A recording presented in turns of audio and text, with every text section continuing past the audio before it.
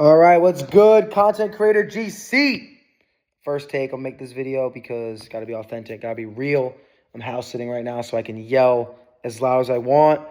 A little about me. I love basketball. I was at school, upstate New York, SUNY Cortland. I wanted to play college basketball. Growing up, I was undersized and I always wanted to just be something. And basketball was just that love and that passion I had for the sport. It was just always there. And I'll never forget this day. When I was in fifth grade, I wanted to make a basketball team. It was like this, well, not fifth, maybe third grade, third grade or second grade, whatever it was. There was this travel basketball team everyone was a part of in the camp I was going to. And, like, if you were on that team, like, you were him. You were the GOAT. I wanted to make that team. I had the tryouts, whatever it is. I thought I made the team, blah, blah, blah. Went up to the coach after the camp day for the tryouts. Excuse me. Basically told me, I was like, hey, coach, like, can I make the team? Like, little old me, first grade, second grade. He goes, hey, buddy, sorry, we need some guys with more size. That broke me. I was so hurt.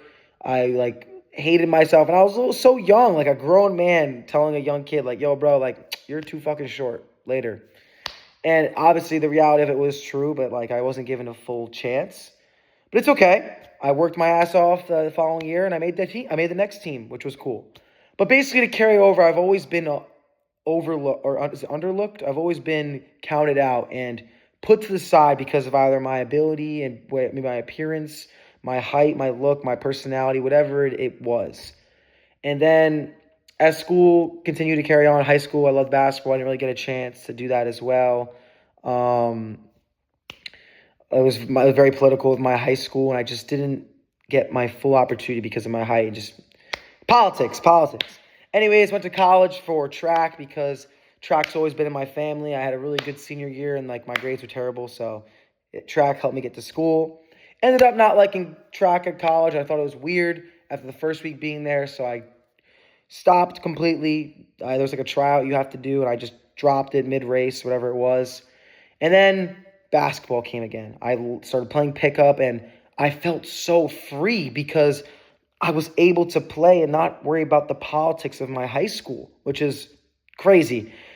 And after that, oh my God, I'm blanking. I'm just thinking, I'll just tell you, in my head, I'm thinking about how long this video is going to be and if someone actually watched it, but I'm still going to make it. I don't care. Anyways, I'm actually going to post it on my talking account too.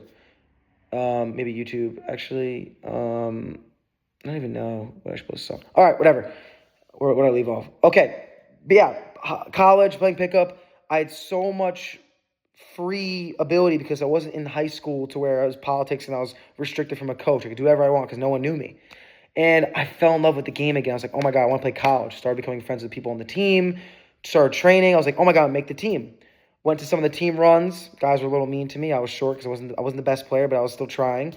I didn't think I was, like, too bad to play, but, was playing with them, got clowned a little bit, it was a little iffy from all older players that weren't my friends. Trained during the summer, didn't work. I worked pretty hard, didn't pick up a weight. I was pretty skinny. I didn't think lifting needed anything. I was just, I just loved playing basketball. Tried out for the team that following fall. I got cut. They picked up a guy who was 6'7". 6'7". He was bigger than me. Obviously, there was two other guards to try out. I was heartbroken. I was like, wow, what the hell? Like, why did I make this team? I was just crying. I remember punting a basketball across the court when I was waiting to hear the email, and I saw it, and I was like, fuck, what am I going to do now? But then I, humbled myself, and I was, wait, I could have worked so much harder. Let's think about the things I could have done. I think if I stepped up into the weight room, I did more stuff, I applied more effort, I could probably make the team. And I never really had a work ethic. I don't know where it came from with basketball. I just wanted to make this team so bad. So I changed everything. I started lifting in the weight room, and the weight room scared me. I was terrified of the gym. I hated the gym. But I was like, if I want to make this team so badly, I have to take this step in life. I need to just do this. So that's what I did. I ended up lifting that weight room that whole following semester. I woke up at 6 a.m., which I never did. Hated to wake up early in the morning, but I knew I had to do it. First one in the gym. I was so fucking scared because I cared what everyone thought around me. I didn't want to fucking lift because I didn't want people to look at me and judge me. I was like, wait, I need to do this. So I did it, faced my fear, and I realized that fear was bullshit. Nobody gave a fuck and nobody was looking at me. And I just continued to lift, work hard, gained like 20 pounds. I was on creatine. I was grinding. Boom. Started to just get in a fucking circadian rhythm. Just going, moving forward, showing up every single day, lifting, playing basketball, being up with my grades, good to go. That following summer, I was working my ass off. I was getting better at basketball, networking myself with other college players, and doing well against people that were playing on college teams. And I wasn't even I didn't even play in high school when I was doing well. So, had that. I was so ready for this tryout. School starts. I'm living in the basketball house. I'm doing fucking college basketball networking. I'm always watching their practices. I'm literally in every way possible making sure there's no excuse to not making this team. Tryout day comes. It's at 6 a.m. I'm so locked in because I've been waking up early every single day, ahead of everyone. Tryout comes. I have a great tryout. I do the best for my position. I score the most points. And I did the best in the conditioning drill as well, better than every person on the team too, which was the most important thing, the coach said. So, did that. After the trial, I was so proud of myself because I left everything out there. I worked my ass. I remember calling my dad out and saying, hey, Dad, I was crying. I was like, hey, I think I made it. A couple days go by, no email. Still waiting. I guess the coach sent another email out. He was saying, like, hey, like, email hasn't came out yet, bro. Like, still some time. Like, just chill. Didn't say that. I'm just trying to, like, rush this. Basically, he wasn't done with the process yet. And then I remember being 2 or 3 days out, still waiting for email. I was at Taco Bell on the phone with my friend Mickey. And he literally asked me, hey, Tino, like, you ever hear back from the tryout? I was like, nah, like, I haven't. As soon as I said that, notification pops up. It's the email from the coach. I'm like, holy shit. And I remember seeing the first sentence. It was like, Dear Santino. And it said, thank you. And it just didn't seem, like, positive. And I didn't read the full thing. I was like, okay, Mickey, I just got the email. He's like, oh, what did it say? I was like, I got to call my dad. Because I told my dad when I got the email, I would call him. I envisioned calling him like, hey, Dad, like, I fucking did it. You know, just recreating that Rocky scene, like, yo, Adrian, I did it. And I got cut. And I remember, like, calling my dad. I said, hey, I got the email. He's like, hey, well, read it. And as soon as I tried to read it, I just lost it. I broke down, crying. I'm getting teary-eyed even talking about this right now. I have never felt such a pain in my life. There's something I thought about every single day for 2 years. And it was, after just changing my whole life to just make this team and having it not work out, knowing I did a good job, knowing I worked my ass off, broke me. I had questioned a lot of things in my life. I questioned even existing, and I can admit that. It was such a rough time for me because I've never wanted something so bad in my life and never really put my mind to something. I always have said I was going to do things, but I never actually did. And this was the first thing I did. And I believed that I was going to make it. Now, there were 2 routes I could have went in this. I could have given up, or I could have just continued to move forward. And in that moment, I just felt so lost. I was like, what am I going to do? Like, I had all these visions of making this team, trying to play Division I, all this stuff, and now what? And then the idea of content creating came back in my brain. I've always wanted to make content since I was in 6th grade. When I first moved to a new school, I got bullied for making YouTube videos. I didn't know anyone. I was like, what? I like making videos, and people were just making fun of me. And like my intro song, it's called In the Name of Love by Martin Garrix, and people would make fun of me for my intro song. Every time I walk in school, people would be like, ba-da-da-da-da. Because if you watch my YouTube videos, the outro song you'll hear after the video ends, that was the song people made fun of me for. So I stopped, and I just couldn't take it. Being at a new school, you don't want to be the kid being bullied. Like, you want to make friends. And it was so weird because every year of my life, every chapter, since that day, I've tried to make content work, but I never actually did. I always talked about YouTube, always my friends, everyone knows, teachers, I always wanted to do it, said I was going to do it, but I never did it. So now I was like, okay, let's regroup here. We got cut again. What did we get from this? We built a work ethic. We applied ourselves to something, and we are so much better as a person. Let's see and apply this to content, because that's what you truly do love, and it's something you've always wanted to try. So I came up with the idea of streaming my entire college semester. Scary. I did not know how that was going to go. Living in the house of all basketball guys, I was always alone in the house. So this was like, okay, this is a big chapter to where I need to just branch myself out more and do the thing that I truly care about. I started streaming because I believed streaming was very popular, and it's live. You can't change streaming. It's once you do it, you do it. And filming in public was like my biggest fear. Oh, someone text me. Filming in public was like my biggest fear. I always wanted to do it. I always wanted to make videos, but I just cared what people thought. But I was like, I have to do live stream because it's live. I can't edit or record it. And I put myself in that uncomfortable situation, even though I don't want to do it and I want to take a slower route. That's the way to make it.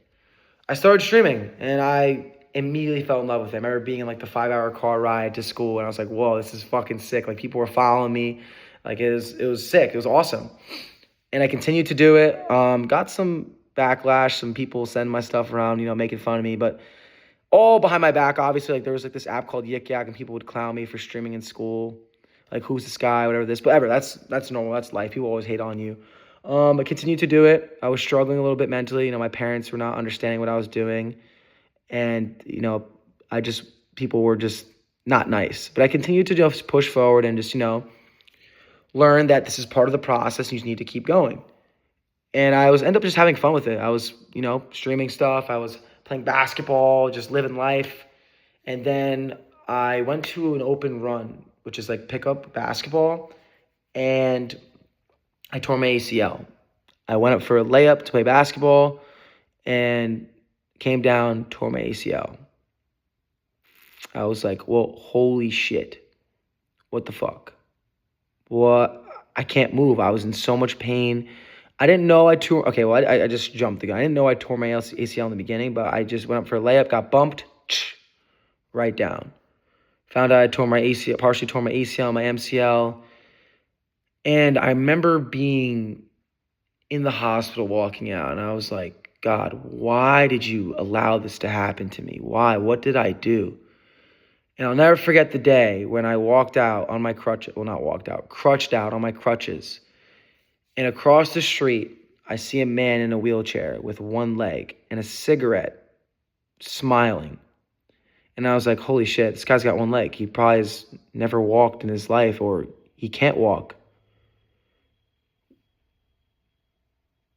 What the fuck is that sound? Who am I to say that I am so upset and down because I'm not able to walk, able to run temporarily right now? And from that moment on, I completely changed my perspective on life. Sure, I was bedrotting. I wasn't going to class. I was depressed. I was having those dark thoughts again. And I just was like, why is this happening to me? Another thing after thing after thing just keeps happening. And I just continued to pray and continue to just like try to keep myself going. I was still streaming every single day. The goal was to stream 111 days straight. And that's what I continued to do. And I realized as I was going on with this ACL injury, I was like, hey, back to this again. Like we got cut. I can either let this make me or break me. I can give up or I can keep going and try to find a way around this. So I started to change my content a bit because when I was streaming, I wasn't really being myself. I was clip farming, doing stuff for attention, just not really being my true authentic self, which you see now on social media. So I started to make videos at Cornell University. I started doing stuff with people, connecting, and it was awesome. I was getting momentum, and I say momentum, but the videos didn't even do that well. It was just I was happier making them. And then I got the idea of dropping out of school. Crazy. It was literally a one-day decision. Well, I had thoughts about it as I was going on with school, and I literally I just said I was done. I went to one final, I remember, after I said I was going to drop out, which was my marketing final. It was the one class I paid attention to. Everything else I didn't go to. And I remember calling my dad. He's like, yo, I'm not coming back. And he was like, what are you talking about? Like, you're dropping out? My dad thought I was joking. They kind of just brushed it off. So they realized, like, this is not a joke. He's dropping out to pursue content creating. In the moment, it was very impulsive. I was scared to do it, but I knew that was what I had to do to pursue and fully keep going with the career I wanted. So I had no fucking plan. I dropped out of school. My parents were like, well, you have to fucking work. They're thinking I'm going to go back in the fall, but I'm not. And I'm like, they're going to have to get a job, this, that. I'm like, no, I'm going to make it. I'm going to fucking blow up, be a millionaire, this, that, blah, blah. Boom. Fast forward short, I had no plan. I was making talking videos and inspirational stuff, but I had no plan when I dropped out. And then I was scrolling 2 days being home after dropping out. I saw this event called Fanatics Fest, a festival in New York City where all the nice celebrities and creators come together and athletes. And it's a festival for trading cards and a time to people to meet them and meet and greet stuff and sports and collectibles and shit. It's sick. I was like, I want to be a part of this. I put a fucking blazer on and a button down and a tie that was my brother's. Recorded it in my friend's basement because I didn't want my parents knowing what I was doing. Posted that video. This is day one of trying to get invited to Fanatics Fest. And I continued that series doing stuff to market and get attention from Michael Rubin, the billionaire who owns Fanatics Fest, and any creator that saw it. Third video, Michael Rubin commented on my post. I was like, holy shit, this fucking billionaire guy who knows all these celebrities, who freaking owns the event, commented on my video. Like, yo, you're doing great. Fanatics has seen all my stuff. I'm getting momentum, doing great. Boom! I get given tickets to the event from some guy who saw my video. Oh my God. I just dropped out of school. I'm about to go to a festival for free because I'm broke and I decide to just take action and do something. Sick. And then I even get invited to possibly be in the Fanatics games, which is what the big thing is. Where 50 people get to compete for $1 million. Holy shit. So after that, I was excited. I was locked in. And then the guy that gave me the tickets didn't get into the Fanatics games. And, well, basically, Fanatics DM'd me, asked me at the Fanatics games if I wanted to be a part of it. I was like, of course. And then I told the guy who gave me the tickets, and he was upset because he basically gave me the tickets so he can get a chance to get invited to the games. So he started talking shit about Fanatics, saying how this is not fair, this, that, posting stuff on social media, trying to fucking just tarnish them. Fanatics ends up banning him, which removes the tickets that he got from the venue. I have no tickets now. 2 days before the event, I have nothing. I put on my story what happened. I was so upset. And I had no hope. I was like, what the fuck? Another thing. Why does this keep happening to me? And then I had someone swept up in my story with my friends. Shout out David. And he was like, hey, I have a friend that's going there. I can connect you with him. But the tickets are only for one day. It's a 3-day event. I said to him, okay, that's all I need. I had my cameraman. I was, can I get another ticket for him? Me and my cameraman. Boom, we're good. My best friend Gus, by the way, which is that.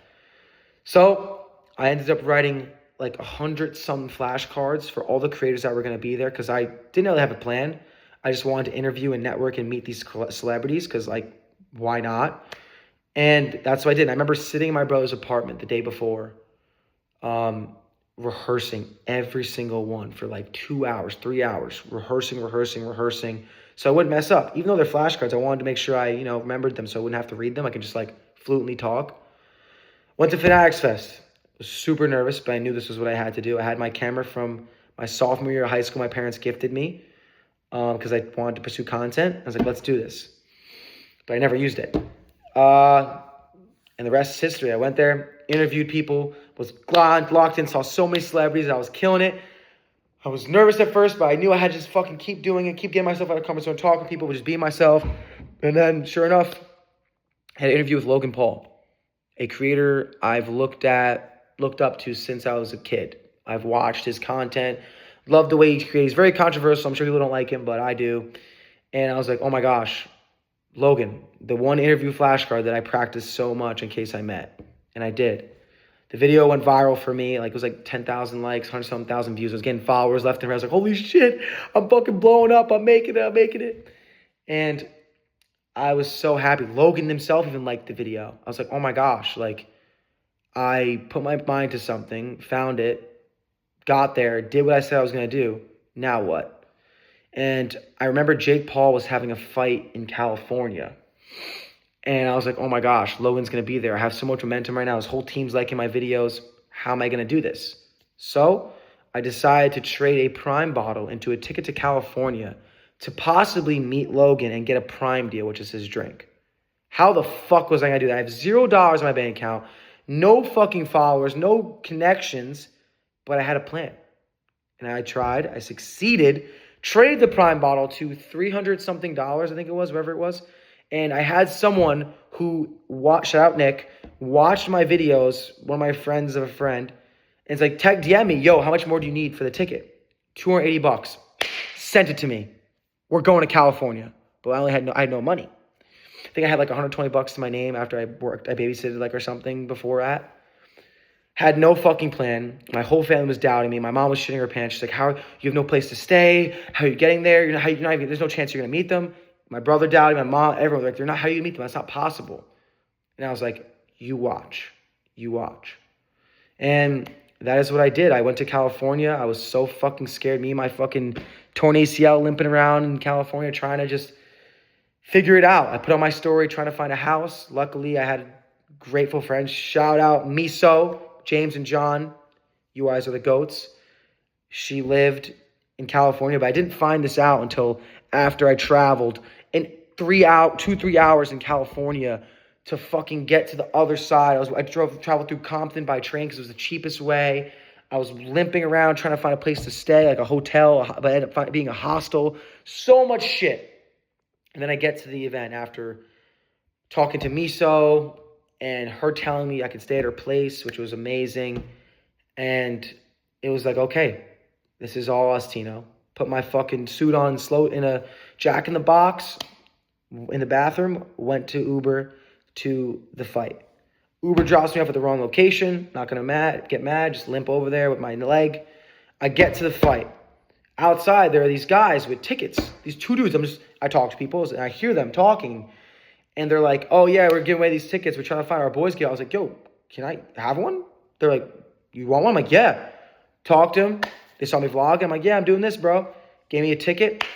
They're like, "Here you go, bro. Like, we're right by the ring." I'm like, "What the fuck just happened? What the fuck just happened?" And I just went through, but then the next thing was happening. Getting my camera and my backpack into the venue. Had no media credentials, no name, no followers, no connections, nothing. Went around the whole arena remember, I have a torn ACL, so I'm limping around in the hot sun, a fucking blazer and a suit, trying to get into this event with my backpack and my camera, because I have no place to drop my stuff, because the girl Miso, she lives like 40 minutes away, and she was only going to pick me up after the fight's over, so I wasn't going to make her drive, get my backpack, come back. That was stupid. Tried every single entrance. Denied from every single one. And there was one left. I was like, fuck, like, what am I going to do? I was about to give up. I was about to just leave my bag to the side, put my camera there, hope no one stole it outside. Stupid. But I was like, let me just try one more. I went up to the last entrance, and I saw this lady.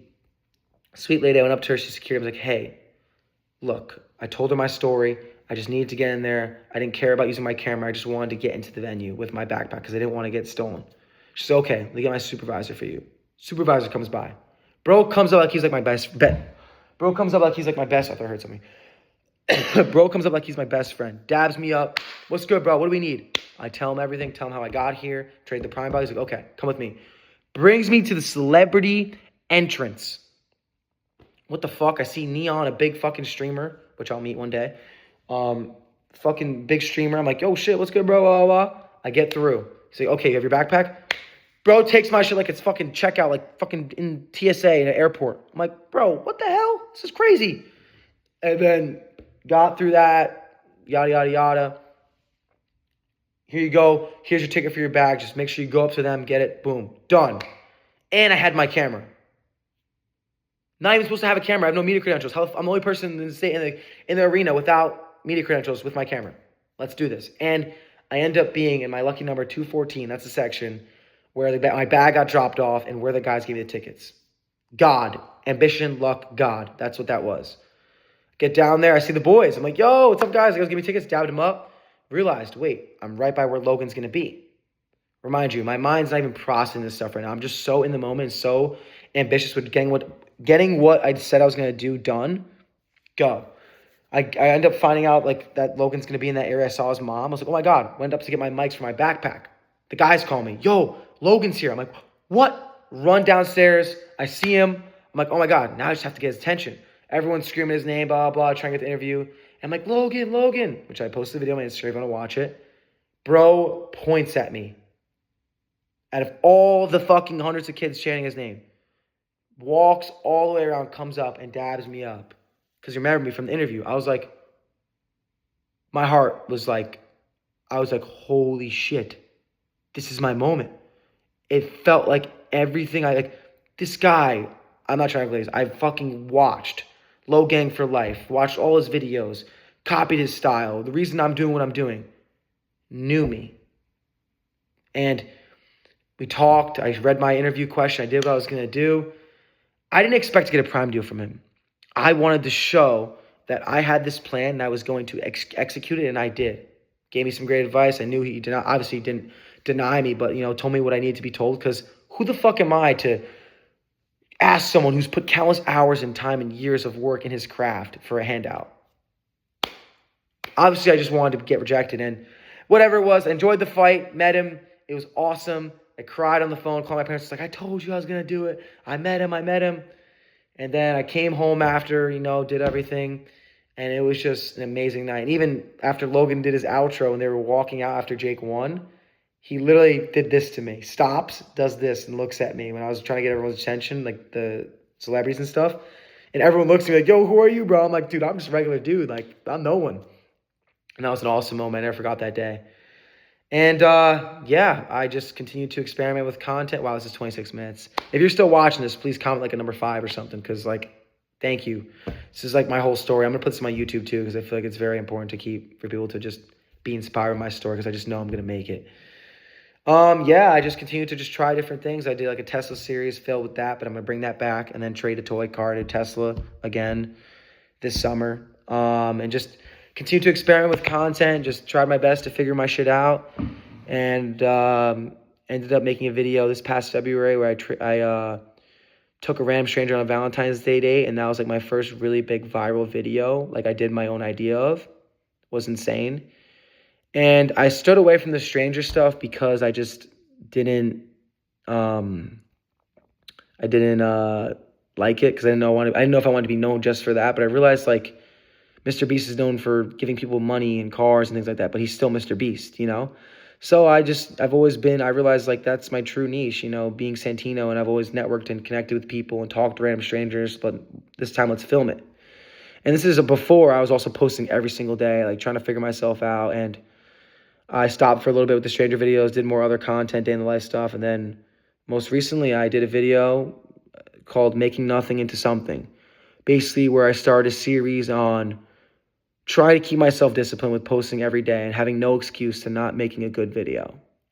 And this was after recently this year, I was supposed to graduate college, and everyone in my school graduated from college. Everyone from my grade, it was the year of graduation. And I was just in such a mind fuck because I wasn't graduating. I still wasn't where I wanted to be. And I was like, damn, I could have been on that stage, and my parents were giving me shit for it. It's just crazy. But I kept my head up, continued to move forward, and I just did the Making Nothing Into Something series, started to show up, did a cold approach video where I just filmed myself talking to people, did well, taking more action.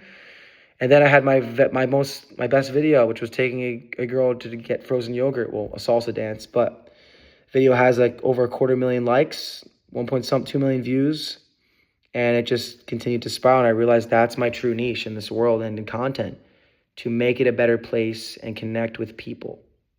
We all are human. Why do I need to have an ego to where I think I can't talk to someone? And I believe everyone deserves a friend, and I just want to be a positive. Look, I'm not perfect. I'm fucking stupid. I say stupid shit, but I am morally a good person, and I just want to try to spread kindness and obviously make a living with this content shit, and why not do that in a positive way? Wow, this video is 29 minutes. Holy shit. I got to delete this for storage, but I'm going to post it on YouTube. And now we're here at 33,000 followers on Instagram, which is crazy. And that's only a small fraction of what I want to do. And I just want to be the best version of myself, become more independent, introverted. I'm house sitting by myself right now, and I'm so anxious about fucking something happening or whatever bullshit it is. And I just trying to be better I'm just being open and transparent about my anxiety and shit. But yeah, I'm just trying to be a better person and just make videos and change my family's lives. I see people doing content all the time, and they have a living on it. Why can't I? That's how I see it. I'm a very hard worker. I know I can work harder, and I'm just going to continue to show up, continue to do the best I can, and provide videos. Wow, this is a very long video. If you're still watching this, thank you so much. I hope you could be inspired by my story. I also hope I articulated it very well. I'm a pretty ADHD person. I don't know if I have ADHD, but I probably have something. But yeah, I just kind of poured my whole life story on you. And if you're still watching, chase your dreams. I will be proof. I will say this time and time again. If you work hard and believe in yourself, you truly can do anything. It all starts within you. And yeah, that's it. This is my story. I'm going to put this on YouTube. Like and subscribe. Follow if you want. I'll put this on my talking page too. If Instagram even lets me post a 30-minute video. I don't know if they will. We'll see. All right. Good night. Peace, Instagram and YouTube and whatever. Okay. Fuck me.